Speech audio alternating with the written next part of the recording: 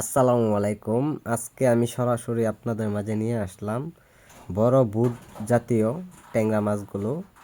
তা আপনাদেরকে আজকে ভিডিও স্ক্রিনে লক্ষ্য করে বিশেষ করে অনেক আলাপ আলোচনা মাঝে মাছ চাষের নতুন নিয়মগুলো আপনাদেরকে শোনাবো। তা আজকে যে মাছগুলো আপনাদেরকে আমি দেখাচ্ছি এটি বুট মাছ, ট্যাংরা, বড় সাইজের মাছগুলো। তো এইগুলো মাছ থেকে আমরা ডিম সংগ্রহ করি প্রথম অবস্থায়। তো ডিম সংগ্রহ করার পরে আমরা 1 থেকে 3 দিন পরে ডিম থেকে রেণু উৎপাদন করে থাকি।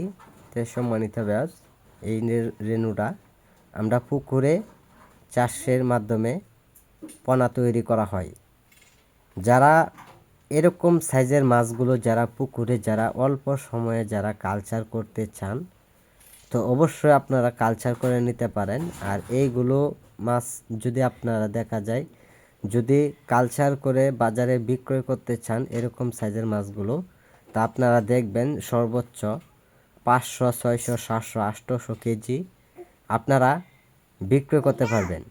এই মাছগুলো বাজারে মূলত সবচেয়ে বেশি দামের দিকটা বেশি এগিয়ে থাকে ট্যাংরা মাছ। তাই সম্মানিত ব্যাস এই মাছগুলো খুব সুস্বাদু। সম্মানিত ব্যাস এইগুলো মাছের রেণু অথবা পোনা ভালো সাইজের পোনাগুলো যারা পুকুরে অথবা যারা বিল খামারিতে যারা চাষ করবেন তো এইগুলো মাছের পোনা আপনারা চাষ করে নিতে পারেন।